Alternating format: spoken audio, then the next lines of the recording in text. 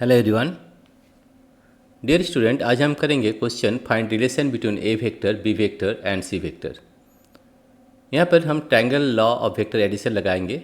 उसमें क्या था कि initial point of the first vector, this is the second vector, initial point of the second vector mix with the fine terminal point of the first vector. तो ये हमारा resultant होता है। ठीक है, तो देखिए ये रिलेशन अगर निकालेंगे तो देखिए यहाँ पर जो हम ट्रायंगल लॉ ऑफ वेक्टर लगाएंगे तो this is a vector, the second vector, the initial point of the second vector is of the first of the a vector, head of the a vector।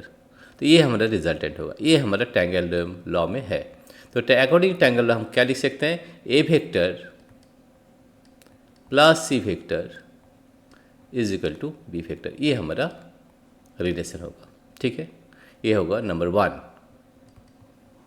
Number 2 में क्या होता है देखते हैं। Number two हम देखेंगे। देखिए this B vector, this is the initial point and this is the terminal point of the first vector. And C अब अगर देखेंगे तो the initial point of the second vector meets with the terminal point of the first vector. तो हम लिख सकते हैं according to triangle of vector B vector plus C vector is equal to A vector.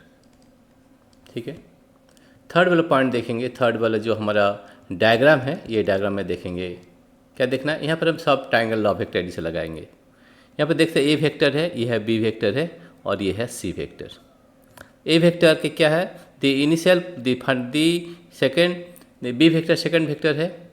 So the initial point of the second vector lie on the terminal point of the first vector. ठीक है, इसके head में है तो हम इसे ही बोल सकते हैं A vector plus B vector is equal to C vector. ये हमारा रिलेशन। और जो फोर्थ पॉइंट में है ये भी हम देख लेते हैं।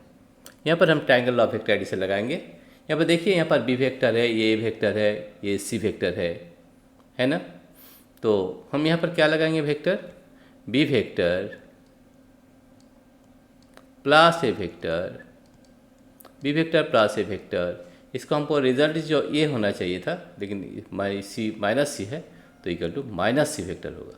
क्यों होगा, क्योंकि डायरेक्शन यहाँ से नहीं है, ये डायरेक्शन इधर से है तो इसे हम माइनस सी कर देंगे।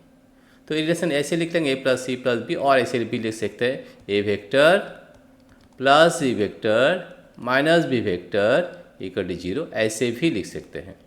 और यहाँ पर भी ये भी लिख सकते हैं A B vector plus C vector minus A vector is equal to 0। और यहाँ पर लिख सकते हैं A vector plus B vector minus C vector is equal to 0। और यहाँ पर हम जो लिख सकते हैं A vector plus B vector plus C vector is equal to 0। और हम यहाँ पर देख भी सकते हैं कि ए वेक्टर गया, फिर सी वेक्टर गया, फिर बी वेक्टर गया, डिस्प्लेसमेंट 0, तो इसका A vector plus B vector plus C vector equal to 0 होगा। ठीक है, thank you everybody for watching this video.